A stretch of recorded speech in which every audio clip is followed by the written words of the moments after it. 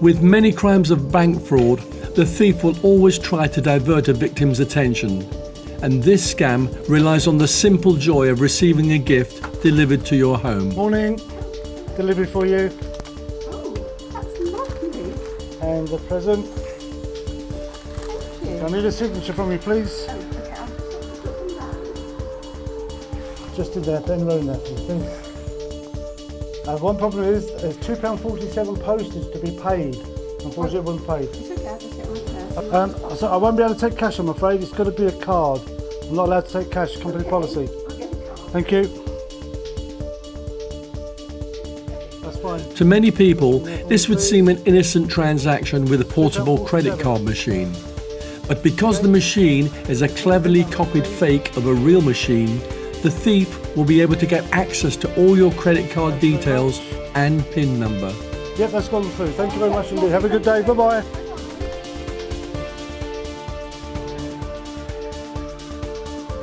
This scam often occurs on special occasions like St. Valentine's Day, during national celebrations like Christmas or Easter, or if the thieves have access to your personal data, it could easily be on your birthday.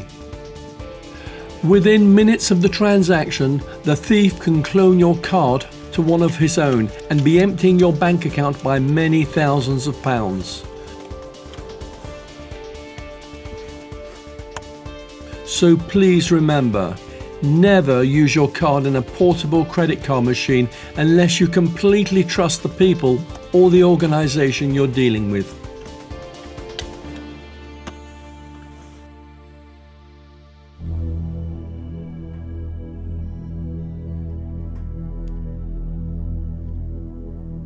A large loss of money can really frighten people, and when people are scared, they become vulnerable, and then they're easy victims for the practiced phone thief.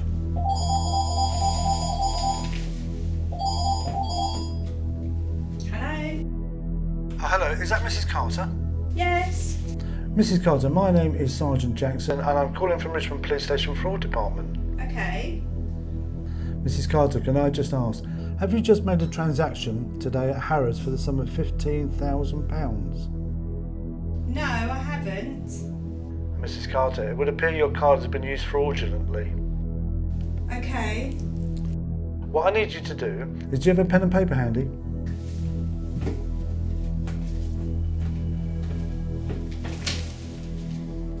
Okay, if you write this reference number down for me, it's PS59109TW.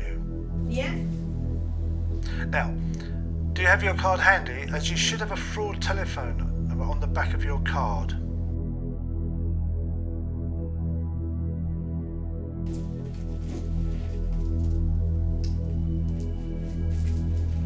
Yeah, I've got that.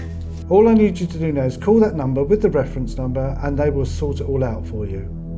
Okay, thank you. Most people don't know that if the person they're speaking to on the phone doesn't hang up at the end of the phone conversation, then their phone is still locked to that number.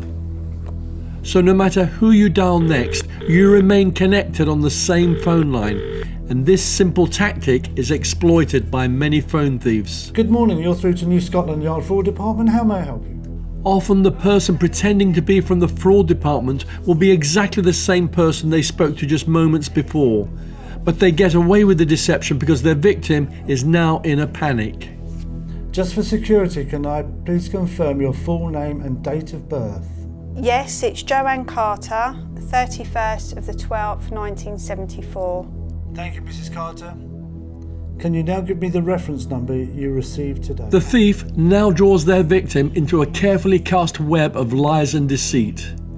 A lot of their scripted conversation is to make them appear helpful, credible, and sympathetic, and in this way they gain a victim's confidence. Did you make a transaction today at Harrods for £15,000? No, I didn't. Okay, Mrs. Carter, I'm sorry to say it would seem that your card has been used at Harrods today for £15,000. I need to check a few more details with you. Now, Mrs. Carter, for security, I don't want you to give me any of your details over the phone. What I need you to do is to use your keypad on the mobile phone and key in your 16-digit number. The thief now convinces his victim that typing in different numbers on her phone keypad gives her security on the phone line, but in fact it does just the opposite. With a keytone reader, the thief can easily decode the different tones to get the one number he really wants, her 4-digit PIN number. Great. What we'll do for you now is put a stop on the card that's been used, and we will send a courier around to collect this card. If you could please place this in an envelope, and one of our couriers will be round within an hour.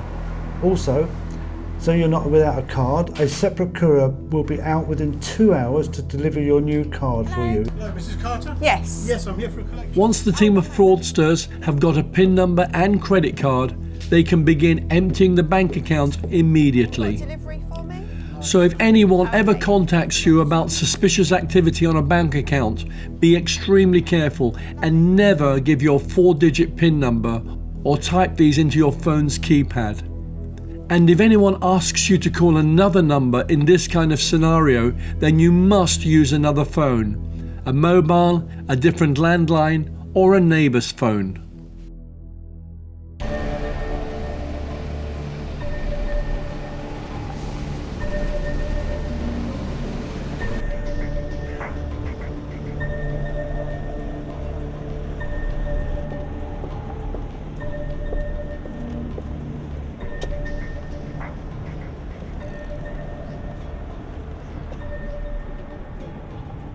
If you're ever in a situation where you're being made uncomfortable at an ATM machine, it's not the person you're shielding from view that's important.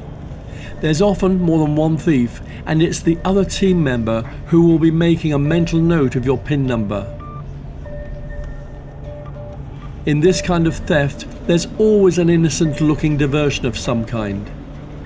Using carefully rehearsed timing, someone will take your attention at a critical moment, and in an instant, you'll lose your card.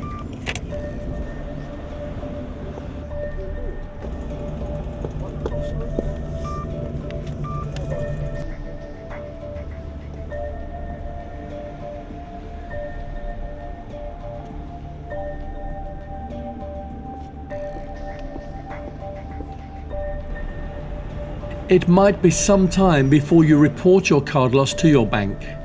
In the meantime, thieves will have completely open access to your money.